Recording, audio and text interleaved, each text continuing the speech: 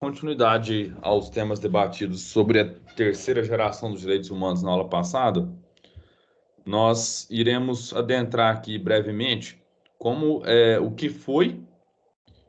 foi promulgada, né, os direitos humanos, a declaração, e como ela baseia a nossa Constituição. A partir da semana que vem, nós iremos ver uma filósofa, a Hannah Arendt, e o que ela fala sobre a questão do totalitarismo, tá? Uma filósofa judia. Eu acho de extrema importância, né, falar sobre essa filósofa. Vai ser a primeira vez que eu vou tratar sobre ela, tá certo? Então vamos lá. Alguns acontecimentos então que levaram, né? Então a aula passada acho que ficou marcado muito pelos debates em torno da questão da quarta geração, né? Apresentei para vocês um pouco a partir da perspectiva da engenharia genética, né? O direito à informação, né? Então a gente vai tratar brevemente. Essa aula talvez ela seja um pouco breve, tá? Sobre alguns acontecimentos que levaram, primeiramente, à definição da terceira geração dos direitos humanos. Lembrando que a chamada terceira geração dos direitos humanos, ela nada mais, nada menos, ela é compreendida como um momento posterior à Segunda Guerra Mundial, né? Com a declaração de fato, a declaração de 1948. Então, assim, o totalitarismo, a Segunda Guerra Mundial, as bombas atômicas, né? Fala-se bastante pouco sobre a responsabilidade. Eu acho que hoje talvez fala-se um pouco mais, mas fala-se, eu acredito que tem que ser mais bem esclarecido sobre a responsabilidade dos Estados Unidos nesse evento, né? Por que eu falo responsabilidade dos Estados Unidos? Porque o Japão ele já havia de alguma forma se rendido, né? E então as bombas atômicas elas serviram na verdade elas dão início na verdade à chamada Guerra Fria, né? Então é muito importante, né, a gente ressaltar a responsabilidade dos Estados Unidos na, na, em ter jogado essas bombas completamente desnecessárias em Hiroshima e Nagasaki, né? Mas tudo isso, então, né, como totalitarismo, Segunda Guerra Mundial, as bombas atômicas, elas vão aprofundar uma reflexão sobre a necessidade de direitos, não vamos nem falar básicos, mas porque isso, os direitos civis, os direitos sociais, eles de alguma forma já foram traçando, mas o direito inviolável à vida que deve estar além de qualquer condição nacionalista, né?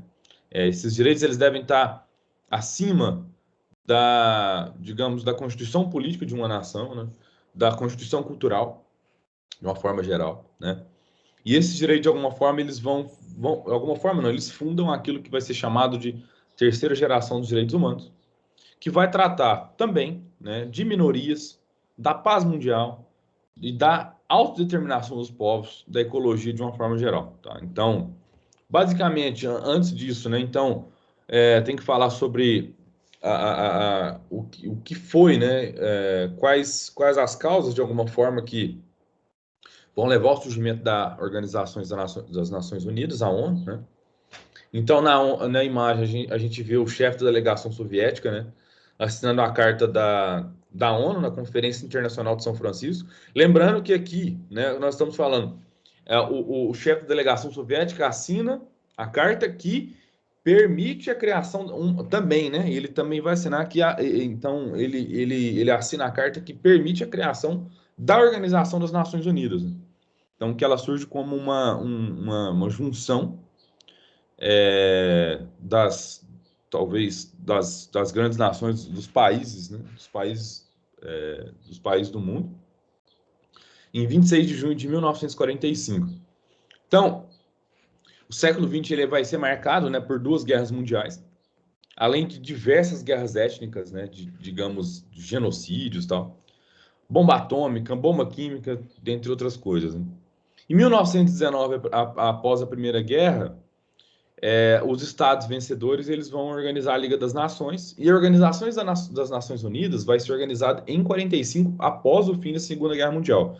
Só que em 48 é promulgada a Declaração dos Direitos Humanos. Então, assim, é essa declaração que os países sob o jugo da União Soviética eles não assinam, tá? Então, a União Soviética ela, digamos, de alguma forma, ela vai ser uma das nações que vai assinar a declaração que dá origem à Organização das Nações Unidas, mas em 48 eles não assinam a Declaração dos Direitos Humanos, né? Então, a defesa dos direitos humanos é um dos principais objetivos da ONU, né? E a ONU não pode ter nenhum tipo de poder de polícia sobre os países membros, né? Vão ter ali talvez algum eu esqueci o nome. O Leandro, eu acho que pode explicar isso melhor, né? Porque tem um exército específico de pacificação da ONU, coisa assim, né? Mas eles não podem ter esse poder de polícia, né? Então, eu acredito que nesse aspecto, eu acho que o Leandro pode esclarecer melhor isso aqui. É um órgão onde ocorrem discussões políticas, né, e diplomáticas, né? E muitas convenções, declarações, né, e tratados, né, são propostos e debatidos, né?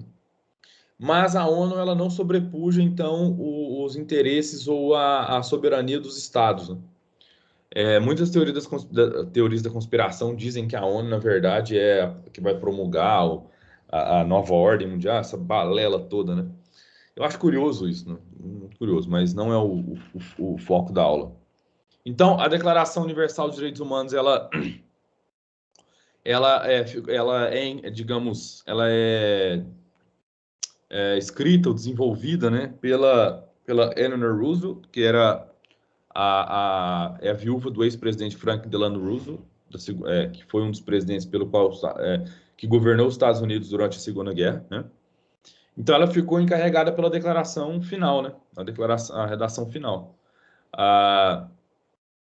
E ela era, no caso, então, né, a presidente da comissão, né? Então, assim, o que a gente pode dizer aqui, mais do que ressaltar fatos históricos, é sobre a importância dessa declaração, que não tem uma importância única e exclusivamente filosófica, né? Mas ela vai sustentar as decisões específicas e soberanas de muitos países e de cada país específico, né?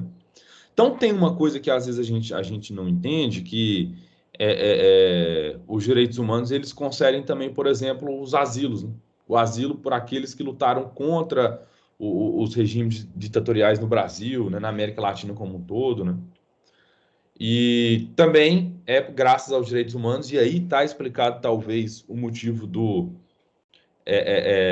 digamos, de diversos militares, né, que apoiam a volta do regime militar, serem contrários aos direitos humanos, porque os direitos humanos eles apoiaram de alguma forma, né, esses direitos eles embasam a condenação dos militares, né, que aterrorizaram, né, a sociedade civil durante as ditaduras militares, né. Um caso muito claro foi como é que chama? A condenação do Augusto Pinochet, né? Então, assim, eu não sei se vocês sabem, mas teve uma ocasião que, agora, desse governo atual no Brasil, né, uma comissão foi ao Chile para visitar os antigos generais que foram os generais que, de alguma forma, levaram a cabo a ditadura militar chilena. Eles disseram, não, vocês podem visitar a gente na cadeia. Então, assim, de todos os países que de alguma forma eles tiveram ou passaram por regimes ditatoriais, regimes militares, como o caso do Chile, Argentina, se não me engano, até o Uruguai, né? Eles depuseram e prenderam os generais responsáveis. Isso não ocorreu no Brasil. Foi o único país da América Latina que isso não ocorreu. Tá bom?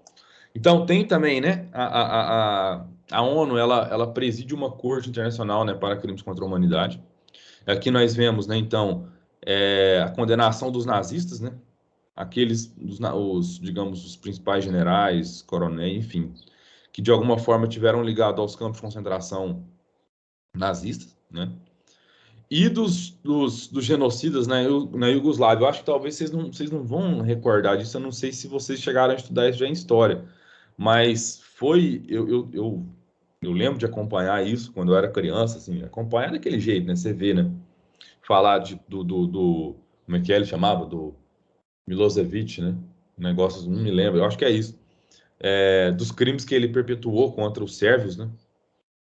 Então, assim, isso foi a história recente do mundo, né? Outro também, né? Foi o Saddam que utilizou o gás sarin, né? contra a população curda no Iraque, né? Então, esses crimes, esses genocídios, né, eles são sempre, de alguma forma, não é perpetuados, né, a palavra, mas eles são, de algum modo, condenados, né, pela Corte Internacional, né? E aqui tem dois exemplos, né? Talvez os exemplos mais bárbaros, assim, do século XX, né? E, assim, o que os direitos humanos, de alguma forma, têm a ver, então, né, com a Constituição brasileira, né? Então, os direitos humanos, eles embasam, né, a Constituição. Aqui, como a gente pode ler, né, eu acho que as letras estão pequenas, então eu vou ler. O artigo 1º da Constituição brasileira. E é importante salientar isso, porque às vezes muita gente fala assim que direitos humanos são coisas desnecessárias, ou que são coisas de bandidos, ou coisas de esquerdista. Não, na verdade, como a gente já vem falando praticamente todas essas aulas, os direitos humanos, eles embasam, basicamente, eles vão embasar o princípio da inviolabilidade da vida humana, né? Então, como vocês fizeram a atividade lá do que eu já postei, né? Muitos de vocês já fizeram, vocês viram que os direitos humanos, eles são muito sintéticos, eles são, digamos, são 5 páginas ali, né? São 12 artigos, e esses artigos, de alguma forma, eles reforçam alguns direitos já fundamentados ou fundados nas cartas de direitos civis, embasam também, né, a busca por direitos sociais, né, como educação, saneamento, essa coisa como um todo. E eles apresentam também, digamos, uma condição universal para o ser humano, ou seja, né, então, enquanto houver, na verdade, né, enquanto houver uma definição universal para os seres humanos, todos aqueles indivíduos que são enquadrados no gênero humano, eles, de algum modo, são assistidos pelos direitos humanos. Então, os direitos humanos, no sentido, ele estabelece a universalidade do princípio humano, a universalidade do gênero humano, né? Então, todos aqueles que, de alguma forma, são considerados humanos, seres humanos, a eles devem ser assistidos esses direitos. Eu acho que aí que está talvez a grande novidade, né, dessa declaração. Então, não vai existir nação, não vai existir religiosidade, escolhas, orientação sexual, enfim, tudo isso. Não vai existir nada disso. O que vai existir é o gênero humano, tendo que ser assistido dentro de cada de sua específica peculiaridade, né? Independentemente do tempo e do espaço. E é aí que se encontra a grande originalidade, talvez, né, dessa declaração, tá? Em comparação às demais. Então, assim, a gente vai ver que os direitos humanos, eles fundamentam a Constituição de 1988. E na história do país, na história do Brasil, se a gente for colocar em contraposição com os Estados Unidos, por exemplo. Os Estados Unidos têm uma Constituição e é a mesma Constituição desde quando desde quando eles se tornaram livres da Inglaterra. Em comparação com o Brasil, nós temos aí praticamente diversas constituições, não me recordo de cabeça, né? Só o Getúlio Vargas ele promulgou 2 constituições. E a última, né, então, é a nossa de 88, que ela é uma Constituição que visa, digamos, não restringir, mas ela visa, na verdade, estabelecer direitos e deveres para a população pós a ditadura militar. Então, é uma Constituição, de uma certa forma, é uma Constituição, ela é muito complexa e, de alguma forma, cheia de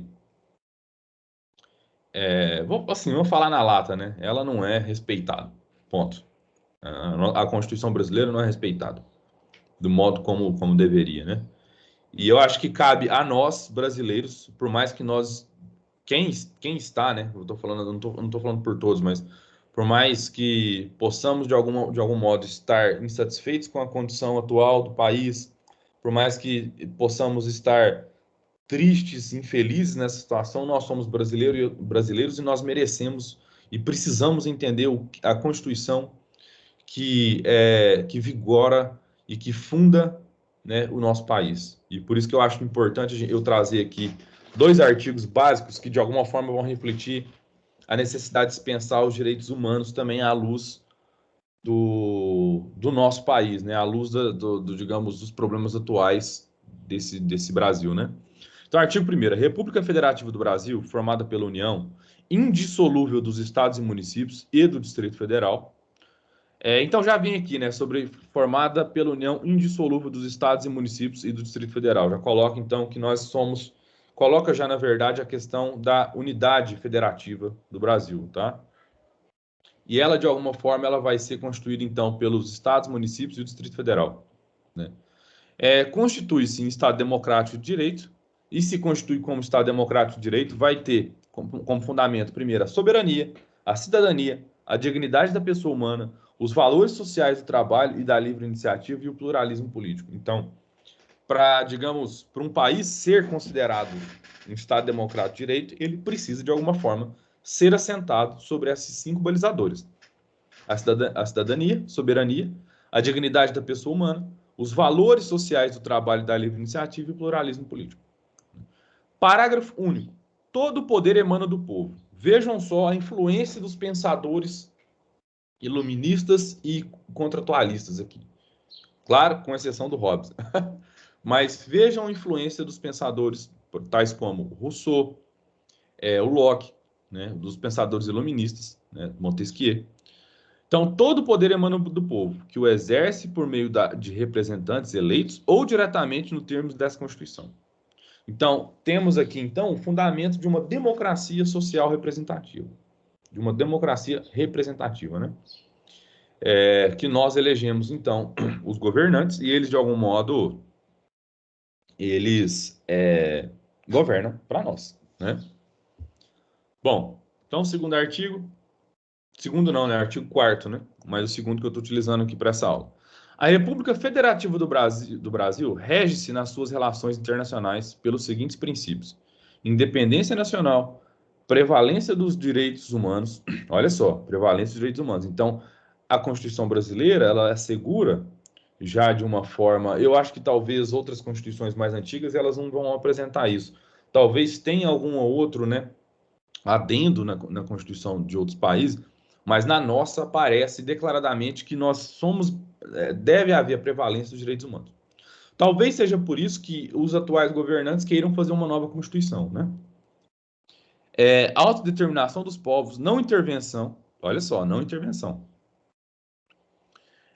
Igualdade entre os estados, defesa da paz, solução pacífica dos conflitos, repúdio ao terrorismo e ao racismo, cooperação entre os povos para o progresso da humanidade, concessão de asilo político. Então, parágrafo único. A República Federativa do Brasil buscará a integração econômica, política, social e cultural dos povos da América Latina, visando a formação de uma comunidade latino-americana de nações. Então, assim, esses dois itens, eles estão no livro didático e eu decidi trazê-los porque eu acho pertinente a gente entender que a Constituição brasileira, ela estabelece até mesmo uma função para o Brasil no seio da América Latina. Algo que talvez... eu não vou falar de 88, mas eu acho que o projeto nacional brasileiro faliu, é um projeto falido, é um projeto que não visa a integração na América Latina, né? E, de alguma forma ou de outra, é um projeto que foi perpetuado à luz do apagamento dos povos, dos povos originários, dos escravos, né, dos afrodescendentes e por aí como um todo. E por que eu estou dizendo isso? Porque é decepcionante, né, ver uma Constituição tão bonita quanto essa não sendo respeitada ou levada a sério atualmente, né? Então, eu acho que, primeiro, né, eu acho que é nítido a influência do iluminismo e do liberalismo na Constituição daquilo que a gente entende como Estado Nacional. E não é diferente no caso do Brasil. Segundo, acho que a Constituição brasileira, ela vislumbra, né, o direito à pessoa humana, a universalidade desse direito, desse princípio, né? Então, esse princípio ele tem que ser estendido a qualquer pessoa, independente de gênero, orientação sexual, desculpa, não é orientação religiosa, né? Religião, etnia e por aí vai. Então, assim, a gente percebe que isso não é assegurado. Isso é assegurado a uma determinada parcela, né? E essa determinada parcela acredita que ela deve sim ser entendida como a única e exclusiva parcela detentora desses direitos. Doravante, denominaremos essa parcela da população como cidadãos de bem. Então, o cidadão de bem, de alguma forma, ele acredita que a ele cabe esses princípios e acabou, né? E o cidadão de bem é a pessoa de classe média que vive numa cidade, né? De preferência, uma cidade de médio e grande porte, porque quem vive em cidade pequena, na verdade, não mora na civilização, né? Essa é a ideia desse pessoal. Então, assim, eu acho que o que nós temos é uma declaração que prevê a, a inviolabilidade da vida humana, prevê uma Constituição muito bonita, que prevê tudo isso que a gente já tem debatido, né? Prevê assegurar à população direitos básicos, né? Direitos sociais, direitos civis e agora os direitos humanos. E isso, de algum modo, né, não é talvez levado a cabo, né? É uma Constituição também que prevê a distinção entre três poderes, né? E o papel das Forças Armadas. Então, as Forças Armadas, não cabe às Forças Armadas ser um poder constitutivo do Estado, tá? E isso é muito claro, né? Fala-se muito, né? O artigo tal da Constituição, que as Forças Armadas elas têm que ser chamadas para manter a ordem, não para estabelecer a ordem. Não para estabelecer uma ordem que existe na cabeça das pessoas. Então, não faz sentido. Então, assim, eu, enquanto brasileiro, lendo a Constituição, lendo, digamos, apresentando para vocês os direitos humanos e como eles embasam a Constituição, eu fico muito triste em saber que o país atualmente ele não resguarda por assegurar a pessoa humana seus direitos básicos enquanto civis, enquanto cidadãos, enquanto seres humanos, né? Bom, no mais é isso. Então a gente deixa para a semana que vem o início da aula com a Hannah Arendt. E eu abro aqui então para comentários, perguntas, questões que vocês porventura queiram fazer. Se quiserem comentar sobre a atividade que eu postei lá dos direitos humanos, também podem, tá? Então é isso, vamos lá.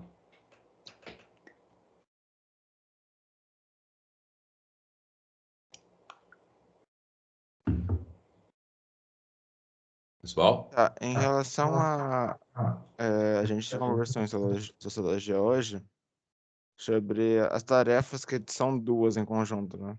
Uhum. Você conversou com o professor sobre a adiação da Sim, atividade? sim, sim. Acabei de falar com ele. Inclusive foi faz pouco tempo aqui. Sim, eu falei, não, eu acho que é o correto, porque semana passada, se eu não me engano, a atividade só estava em uma sala. Nas outras não haviam. Acho que não estava disponível. Então, tudo bem, tudo ótimo quanto a isso. É até bom que eu tenho um prazo maior para corrigir outras atividades e essa também. E o que mais, galera? Professor, Oi. é referente ao grupo, no meu caso. Eu não consigo me comunicar com o meu grupo. Camille, você falou comigo semana passada, eu falei para você falar comigo essa semana, né? E assim, sendo bastante Sim. honesto, nessa situação, eu vou dizer para você, faça o trabalho você então.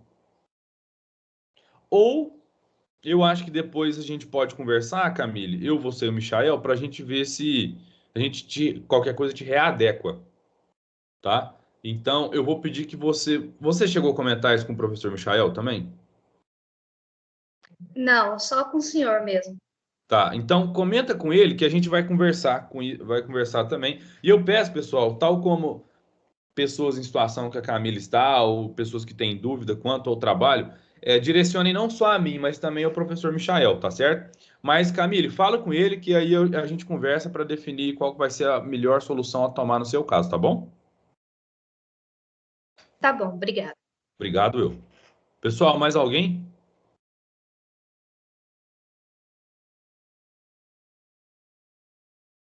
Não? Então, Professor, oi, Gabi, pode falar.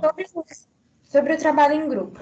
A gente faria o trabalho em conjunto e o texto, a gente vai mandar o mesmo texto, todos do grupo.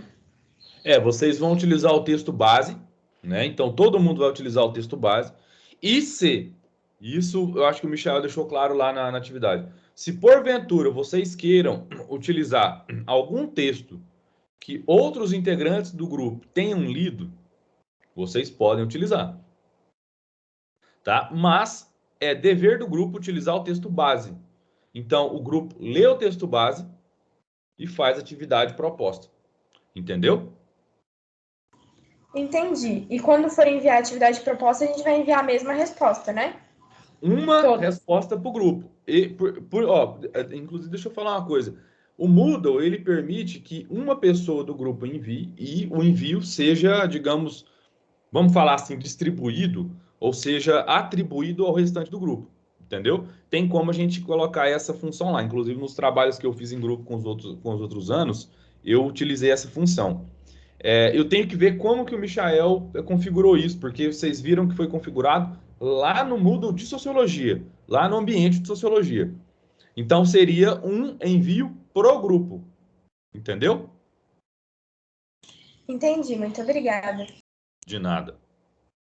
Pessoal, mais alguma coisa?